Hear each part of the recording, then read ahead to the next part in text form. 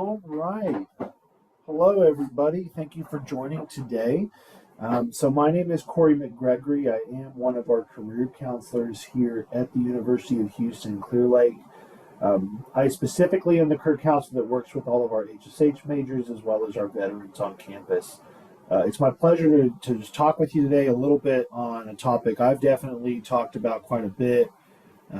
Historically, I've worked as both a career counselor and an academic advisor. So through both of those experiences, I've definitely seen a pretty well-rounded, like how is this discussion broached? Like how do different people think about it? So today we're going to talk about, some of the elements that people typically use as consideration, and maybe that will help you kind of identify your own motivators, like what seems to be motivating you most in this decision space. Hopefully using that to figure out, is graduate school really for me, or are there other avenues that maybe I should consider instead? I'm a big fan. I loved graduate school. I think graduate school has lots of amazing benefits. I felt when I went to undergrad to graduate that, you're in a room full of people that are very passionate about the content that you're learning about. They're all there with the mission of engaging in it, learning the material. And I just feel like, your fellow students, your classmates in there, like that's just a good environment to be a part of. And quite simply, I also appreciate in grad school being able to focus a lot more on the content that I was really more passionate about, from start to finish. So I think there's a lot of great benefits. It's definitely a growth experience of grad school. I do think it is important to evaluate our motives for that, our motivators, and what kind of pulls us towards that. And sometimes it's not just one thing, but I still think awareness is really the first step. It's really a foundational step of this process, awareness of the self, but also as well being very informed on, all of the details. So that's going to be a big theme today as we're going through this. So to jump right into, and this is, again, I'll say, this is really just a party starter conversation. If you find that this is kind of this conversation or this presentation has kind of introduced some of this for you, or maybe it's kind of called you to go deeper, you're always welcome to schedule an individual appointment for us to kind of meet, talk through your specific situation, your specific goals, and that way we can have a much more kind of tailored version of this process that we're kind of talking about today. All right. So why graduate school? So this is where we really talk about some of the motivators that really go into this. Why do different people think about pursuing graduate school? So there's lots of different reasons, one of which, parents. Parents, that can be a really good, strong motivator, but, I think there's also I don't want to be dramatic, but I think there could also be kind of a dark side to that in the sense that, if we feel pressured to do a specific thing that maybe doesn't align with our goals, it can sometimes be hard to have that motivation to push through it whenever the motivation is not as intrinsic to us. But also parents can also be a good way to kind of put some of this stuff on your radar and motivate you. So, one thing we'll also notice is that a lot of these motivators have a positive and more negative sort of spin to them. So context definitely helps shape that. Friends, all right? So similar principle. Friends can often be, a strong motivator or potentially a misleading one. A lot of people, whenever they're trying to figure out, what occupation am I really wanting to roll with, this goes for both parents and friends. Often people will turn to the people in their lives to try and, ask the question, what do I seem good at? What do y'all see in me? Like, I know whenever I was growing up, I had friends, of course, not as much my parents, but definitely my friends in my world, they would be like, I don't know why I just said that to you. Like, it just came out of my mouth. Like, I opened up on something I don't really tell people. And so I was already kind of using that counselor vibe of just, active listening and reflecting what I was hearing. I was creating that safe space even then for people in a conversation growing up. And, I had friends tell me, like, you should be a counselor. You should be a counselor. And so, again, friends can be kind of another way to kind of put some of that stuff on your radar. Maybe it's important to you. Maybe it's a milestone. It's something where you're like, no one in my family has done this. I'm going to go for this. I'm going to make it happen. Which I think that is an extremely powerful motivator. Which we'll talk about these a little bit more when we get to future slides as well. But that can be a very prominent one. Maybe it's required. Maybe the specific career that you're thinking about, like, it actually requires a specific degree. Sometimes that's associated with a license, sometimes not. But that is also, of course, a very good motivator for grad school if you really like hard have to have this hard requirement. All right. Skills. So maybe it lines up with skills you want to develop. So, maybe you identify a program that, you're just like, oh, well, that's going to give me lots of skills in cultural awareness, understanding diverse environments, how to act and think more globally. Just as a few examples, identifying those programs that are like, are these going to build up skills that I'm going to want to take into my life and hopefully even the workforce as well, wherever my space in that looks like. Promotion. So kind of related to required for career interest. I have met with a number of students where they're currently working, they're in a role, but they went to grad school because they were told that if you get a master's degree in X, Y, and Z, that's going to help push you for a promotion coming up, because that's a requirement we have for people at that specific level. So that's also, again, that's a good motivator, right? If it leans already, and I think the part with that is promotion implies like there's already that direction, that person's already been informed. And like I said, that the key pieces here are really that self-awareness piece, as well as being informed. So I do think promotion naturally leans into that a little bit. So the big danger one, you aren't ready to graduate. So this can present a couple of different ways. I think, anecdotally, I've seen this present in the sense of like, I'm not ready to graduate because adulting isn't fun. So I've had people like that, where that's the mindset. There's just a lot of anxiety with the idea that it's getting real. It's time to graduate. I have to, it's time to join the workforce. But I've also had other people where maybe like that's not a problem for them. They're not worried about graduating per se, but the issue is they don't know what they want to do yet.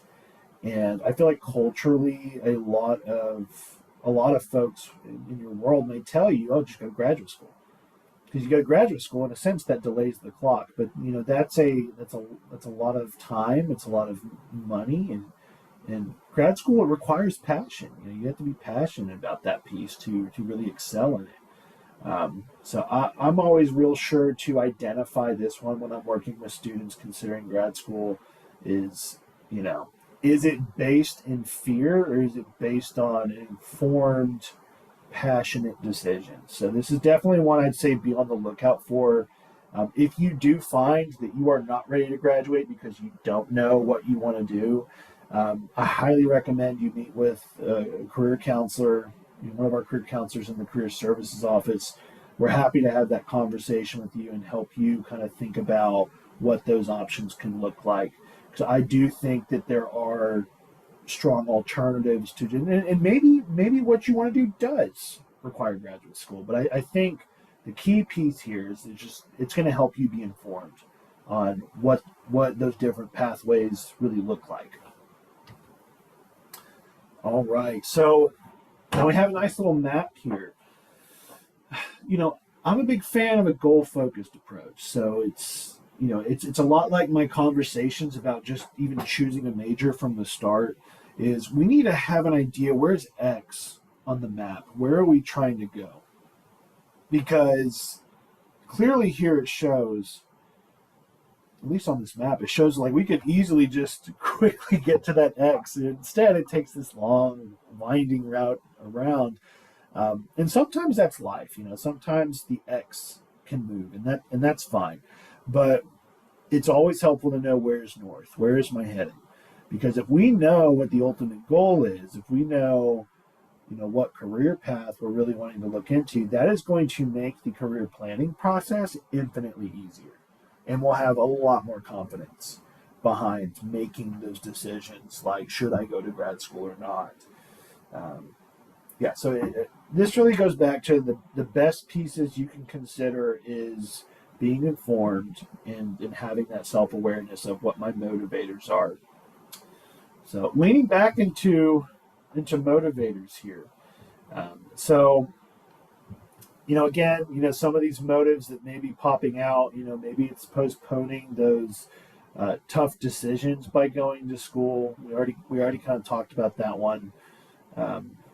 Asking yourself, have I really done hands-on reality testing? So that can look very diverse, and this kind of leans into this idea of implementation. This can be like, have I shadowed people in this role? Have I talked to anybody in this role? Have I maybe done any simulations, or which there are some simulations you can look up online. Basically, have I found a way to get experiential data that supports this being a strong career decision for me? And if it's a strong career decision, again, that informs us on how recommended or necessary grad school may be. Have you compared your expectations of what graduate school will do for you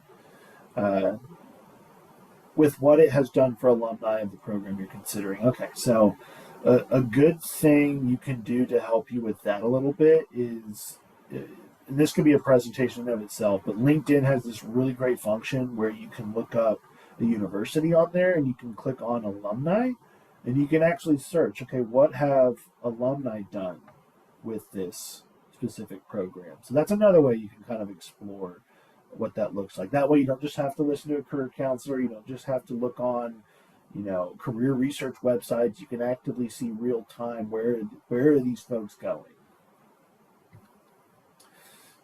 Kind of related to the hands-on reality testing. I already said this. Have you talked with people in your field to explore what you might be doing after graduate school? And like I said, a huge motivator. Are you excited by the idea of studying the particular field you have in mind? Because really and truly, any of your professors are going to agree with this. Me having gone through a master's program, like I loved my program, and that was a huge reason I found success in it, because, the work was, sometimes I knocked stuff out pretty quick, and there were a lot of other times where I had to really kind of grind the axe. I had to get through the work that I was working on, whether it be papers, preparing for presentations, big discussions, or even just understanding, really complex, concepts in the classroom to help me with those discussions. So it definitely requires a lot of excitement, because graduate school is more than, it certainly is time and money, but it's more than just time and money. It's something that you need to have that passion for, because that passion is going to help you find success and drive through that program to get to the finish line. All right, so I like to split up these motives in the risky road and then I think I said the brick road, but basically like the golden brick road, if anyone's seen Wizard of Oz there. So risky roads, what does that look like? So we lean back into those qualities I said before. Risky road would be, just being told to do it by friends and family. I have met with people where they're like, oh, well, so-and-so said I'd be good in human resources. And that's kind of been their plan, right? Like they're planning to change their major to that and, kind of go from there. And, I asked them, okay, well, what do you like about human resources? What do you know about it? And sometimes they can't answer that. And so I think that kind of, that builds up the issue, right? That we need to be informed. So if I'm just kind of I guess I'd say, blindly following what my friends and family are saying without thinking about, how is this really going to align with my values? How is this going to align with what I want in work? Um, that's it's something to think about. It's something to think about and kind of acknowledge, how, if friends and family are a motivator, how is that really presenting itself? And am I digging deeper to make sure, kind of like to validate? Like when I was told from folks, like, oh, you should be a counselor, like I didn't just take that and run with it. Like I actually looked into, okay, what does being a counselor look like? I thought about, okay, day by day, this is kind of what this role would be. Is that something I can really envision me doing? My milestone pursuits. So this one, and this is going to be a major theme you see on this slide. Like I've already been talking about it. Milestone pursuits can be risky when we're not aware of the facts. So milestones are very important, but graduate school can be expensive, and like I said, it can take a lot of time, especially depending on what type of program and how far you're going. Um, so again, it's just be informed. Make sure you know what the cost looks like. That you evaluate: is this something I can juggle into my schedule? Just looking at all the logistics of it, and really looking into and doing the diligence to figure out, if I am going to graduate school, what program is going to best fit my career and or the things that I'm looking for. So this one, focus on education alone, can be risky for many occupations. So I think there's a fix to this one. This is basically, like I'll give an example here. So I met with someone. They were I think in the HR management college. I was doing like a mock interview with them, and they were having a lot of difficulty getting a position. And what happened was, a specific, individual, they didn't have any like previous experience in HR, but they were pursuing their master's in HR management. So the issue is they tried to apply to HR management roles, so leadership roles, and they're turned away because they don't have the experience to apply for that type of role. Well, they applied to entry level, human resource specialists, and they're turned away because they appear overqualified with their experience. They may not. The idea is they may not like the salary. Is often what the rationale is with that. So sometimes these folks can find themselves in a very particular spot. Now, just to ease minds with that individual, he did find success. He did get in somewhere, but sometimes that dynamic causes it to take a little bit longer, certainly than we may want it. So easy fix to that, to avoid the risky road, which this may be taking away from a bullet on the other slide, is don't just focus on education alone. If you are pursuing further education to help you find success, be sure you evaluate, okay, if I go into this, what experience do I maybe need to use to help supplement that journey? So again, don't just focus on education alone, even as powerful as it is. Also be, acknowledged. Am I having the experience to help build that scaffold, that infrastructure I need to help me get into the next step? Again, this one, no surprise, not ready to graduate. This is very, very risky road. Again, I just call to action on that one. If you do find this is a major motivator for you, or part of the mix at least, one of the things that is motivating you, please absolutely schedule an appointment. We'll definitely talk through it and help kind of process that together. All right, so the brick road. So what does the brick road look like? So of course, external influences. So friends and family can be absolutely valid reasons for developing a career path, as long as we are educated on the facts. So as long as we look into the different logistics, as long as we think about big picture, little specifics, all of that we think about with our role, that's going to help us better define, that graduate school piece. Pursuing a milestone, that's been one of the most powerful motivators I've seen in the students that I've worked with.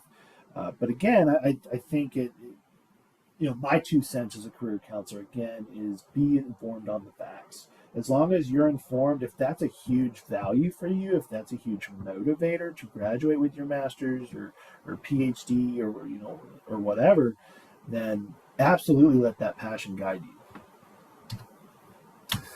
So skill development. So that can be a powerful motivator again, and we see the trend if educated on the facts. So skill development absolutely can be very powerful. And us being educated on the facts is not just the logistics piece, but if skill development is really big for us, it's really evaluating, okay, how is that going to present in the classroom, and how can I use those skills actively in the position of interest that I would apply to afterwards. So thinking about how do I identify those skills, and then how do I convey them. Advanced education and related experience can be a powerful combination. So already kind of gave this point away. Advanced education can be very powerful if we supplement it with that related experience. That can help us quite a bit getting our foot in the door, with maybe more of those advanced positions that our education can help us with. This one, not really a negative, just inherently to what it is. It is just a brick road thing. I guess you could make the argument that if you don't want to manage people or something like that, a promotion could be risky road. But as far as the decision process, promotion or required for a career path are absolutely good motivators. All right, so looking real quick at career decision making. So with this one, I'm not going to go fully into career development theory. I'm honestly also not going to talk too much about the top two parts of this pyramid, but the bottom two are very important. Knowing about myself and knowing my options. So the idea here is, we need both of them. But most people that I meet with, they, whenever they come in, they usually say, I need to know what my options are. I need to know what I can do with this. And yeah, that is a very foundational piece, clearly, that we see, on this specific page right here. But there's this whole other side to it, which is knowing about myself. And we need both of those foundational pieces strong and working together. Because if I know my options and I don't know myself, I don't know how I relate to those options.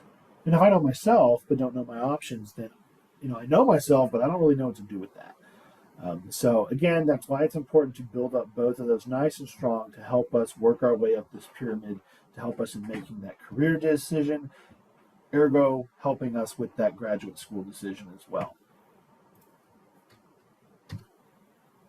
All right, so these are some resources that I believe are absolutely beneficial. I'm gonna quickly go through some of the pieces I think that pertain a little bit more towards the grad school conversation today. But if anyone does have questions about these resources, please feel free to schedule an appointment, and I'm happy to do more of a one-on-one rundown of what these websites can do for you. All right, so I'm going to go ahead and switch the screen share here to my browser. So we're gonna start looking at the Occupational Outlook Handbook. All right, let me make sure. I want to make sure that shared the right screen. I think it did. Yep. Okay, perfect. All right, so yeah, Occupational Outlook Handbook. So this is backed by the U.S. Bureau of Labor Statistics, so it's good data. Now, how we can search for something is we can search either by typing a specific thing in this category, or if we're kind of window shopping, and I'll also say this is great to help with the grad school piece, but it is a career research tool that's really good for helping inform people on what different jobs are like, what goes into them, how do I become one. If we don't know really what we're looking for specifically, we can also check out these occupational groups. Now, something real quick I want to say about this website is, in both of these websites I'm going to go through, they have a lot of similarities. Their purpose is really designed towards career research. So that is something to keep in mind. They work well together. They both have pros and cons when we compare them to one another. So this one con is if we look at one of these, like, all right, so if we think about computer and information technology, I guarantee we look at all this and we think that list is not nearly long enough. Like, surely there's more to it than that. And some of them are conjoined positions, like database administrators, database architects. Some of these may have subcategories to them as well. But the simple truth is that this website goes in deep. It has a lot of great info on these roles, but because of that, it's almost like it's better quality, but there's less occupations listed on this website compared to the other. So definitely something to know about. So I'm going to be greedy for my example. I'm going to look up career counselor.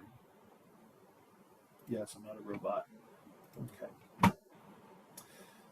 All right. So the way that this works now, just a quick talk about navigating this is if you are using this to window shop different careers that you're thinking about, absolutely start with the video. I've never seen a video on this site more than 3 minutes. So they're pretty short, but I feel like they do a good job of intuitively helping you think about, is this worth researching more or not so much? So there's lots of great tabs here. If we're window shopping, we really want to look through a good number of these to help get a full picture of what goes into this role.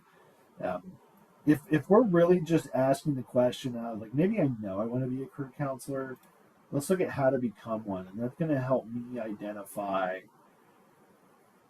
do I need a master's degree? Is that more of a preference for employers? So what we see here is some employers prefer that career counselors have a master's degree in counseling.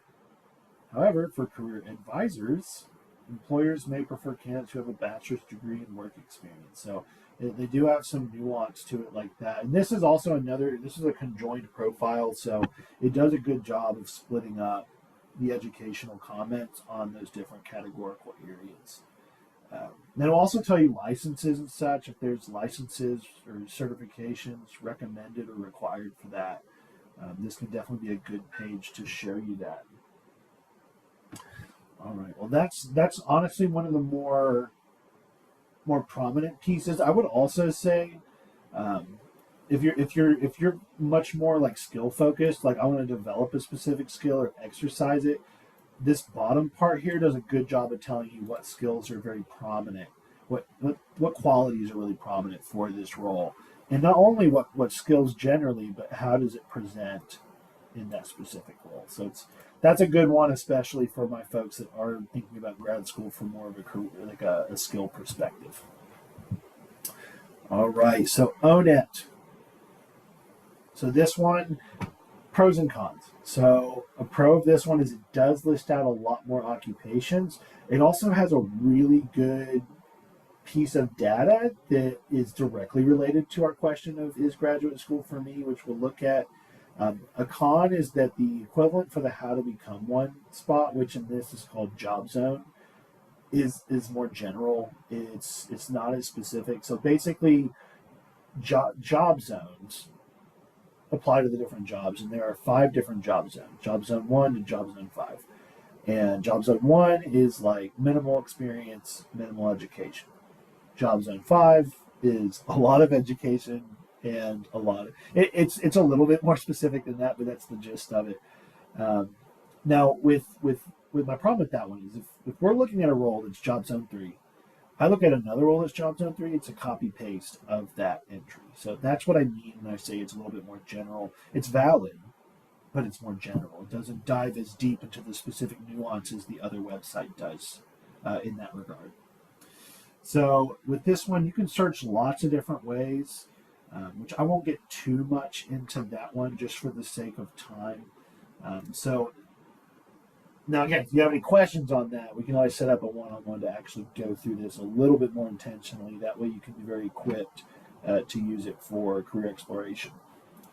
But for our purposes, let's assume I know I want to be a career counselor. So again, this one's kind of a conjoined piece. So this has lots of great info. I mean, again, you think about if there's technical skills you're wanting, this can give you skills to identify that are important for a role that you can hopefully develop in the classroom, and if not in it, definitely without it as well, to help you find success. Now, this is especially true if there's any that have the fire symbol, especially true if it has the fire symbol and the in-demand symbol here. Now, I'm going to skip some of these pieces, and there's the job zone I was talking about. Let me see. So this one, so some of them are like this, where it just kind of states. And I think this happens whenever it's more of a conjoined profile. But if you have a very specific profile, like one that hones in on one specific job, not 3 jobs on one page, how it will sometimes present is it will say like a percentage. Like this percentage have bachelor's degrees, this percentage has masters, and so that can give you real good insight into if I'm having a career focused mindset thinking about grad school, how beneficial according to the data would that be to my career success? And and it's not 100%, but that does give us good data to help us evaluate that side of it. So that's pretty much some of the biggest data I think that's very beneficial. Now, if we go back up to job zone 5, we can see the educational component, but you can see pretty quick what I was saying. It does feel a little bit more general. So I think a good format I usually tell people is start with the other one. Unless you just really love this one, then go for it. But I would recommend start with the other resource, the Outlook Handbook. Start with that one, use it as a primary tool, and then use this one to supplement that data that you learned from the other page, or also to look up the roles that are not listed on the other website. All right, so that is that part. All right, switching the screen share now.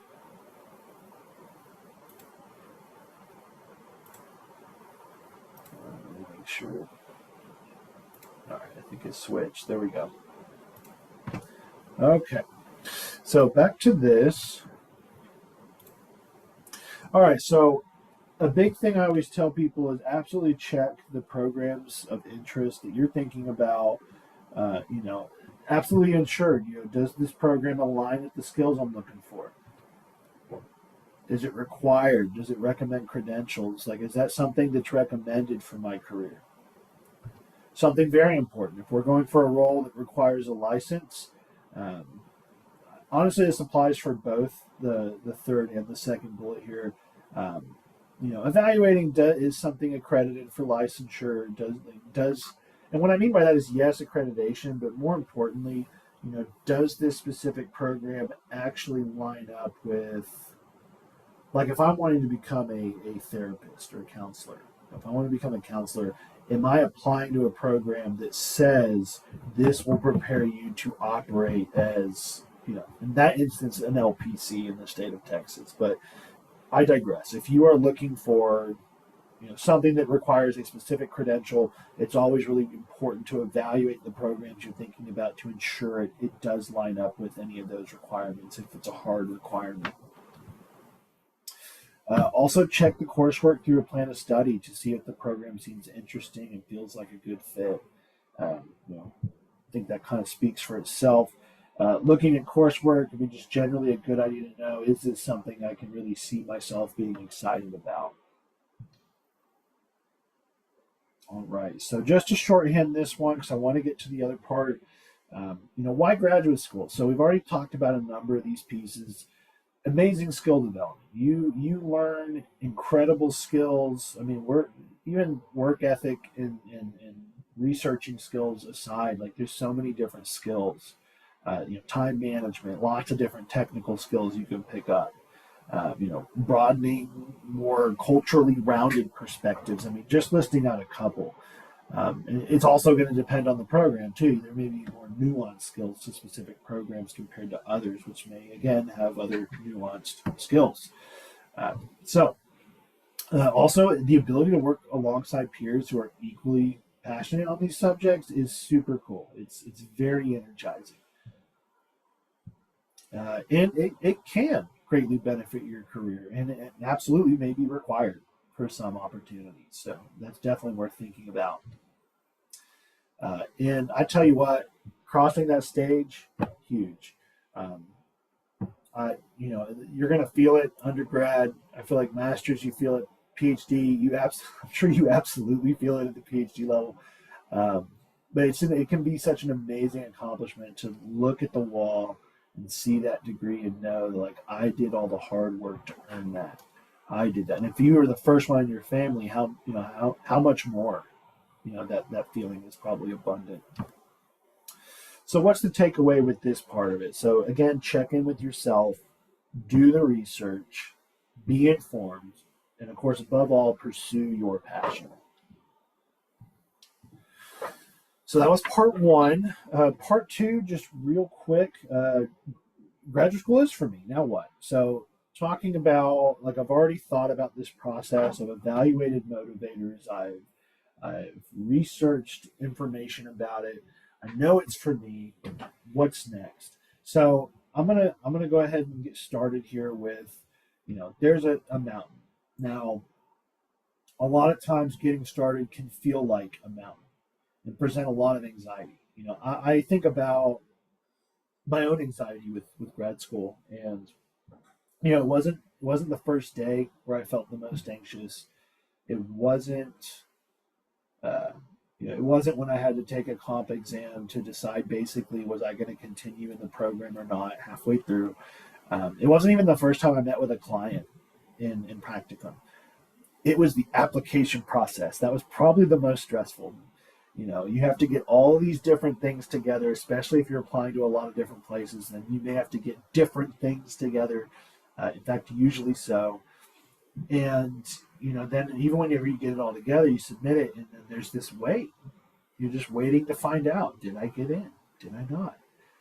And of course, masters and especially PhD programs and such. Um, I'll just say doctoral programs because there's other types. And doctoral programs like those are commonly more exclusive. They don't usually take as many. I mean, masters is often going to take more, but especially the doctorate level, they take only a select amount per semester per entry period. And so it's very normal for that to be a stressful time.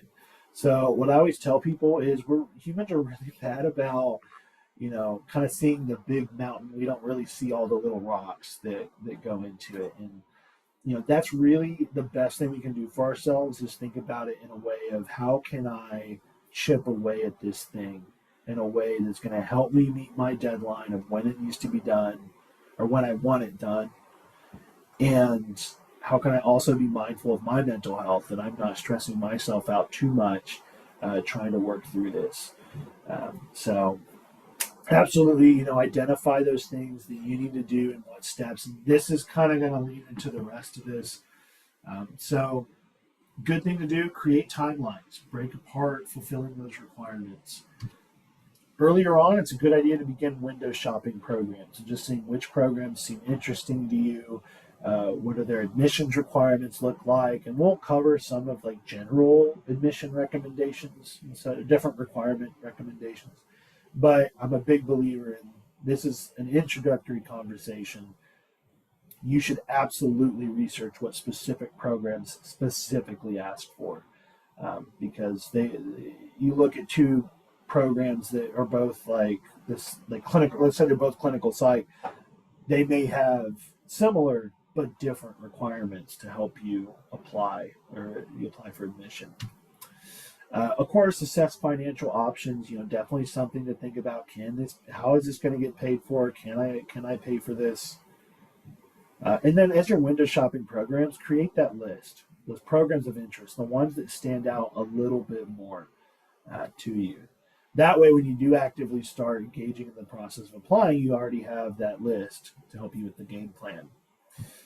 So deep dive into those specific requirements. The last piece with this. Kind of like it sounds, look at the specific requirements. So let's look at a few requirements that are pretty common and talk through it. So the GRE. So this one's a big one. I'm always sure to talk to people about it.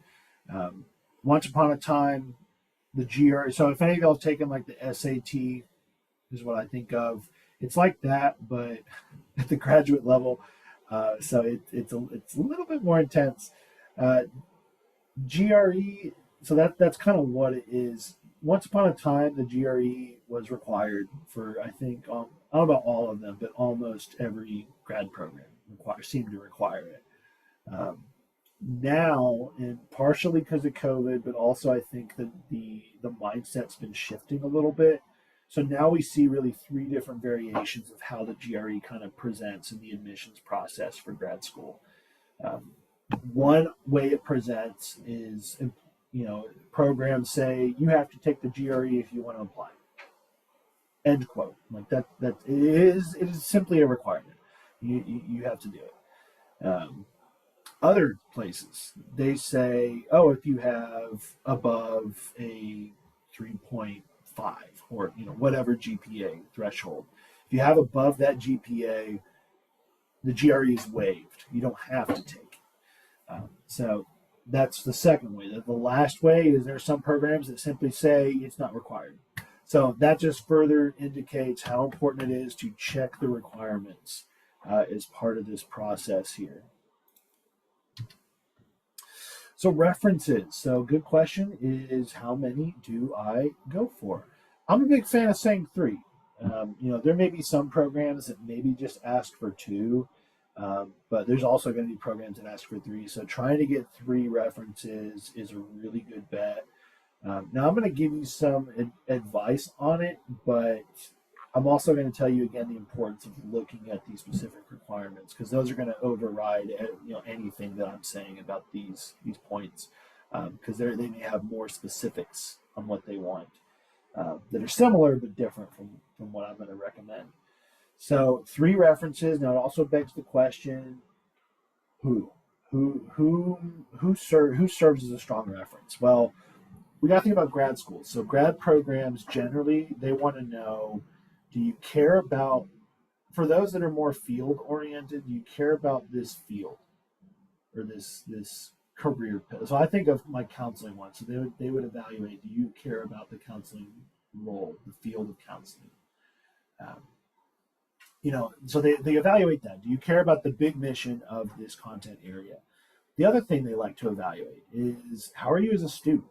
Are you going to enrich this program? So if we have a lot of discussions, are you going to bring a lot of good discussion to the table to help the learning process?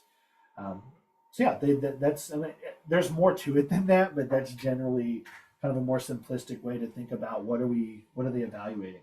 And if we think about that, that helps us kind of recognize the importance of having the right references. So programs may specify the exact, like I've seen some programs where they say specifically we want three recommendations from previous professors. Like that's it, very specific. Generally speaking, what I would tell people is try and have at least one professor. um, the second one, honestly, if you could get two professors, that's great. uh, the next one, I'd say either one supervisor or one professor. And then for the third one is a little bit more flexible. It's a little bit more flexible there. Now that being said, it is flexible. It's still generally good to maybe lean into another professor. Is still always a good point. Supervisor is certainly viable. I would say not a family member or someone that would have some of that bias, right? That bias of just like, oh, they're great. We need something a little bit more tangible to kind of build up the validity and power of that reference. Let's see. I think that's about it I have to say on this one. Um, yeah. So moving into research. So research, again, it's so important to research the requirements into these specific programs. Uh, you know, Research itself. So people think about getting research experience at the undergrad level. Uh,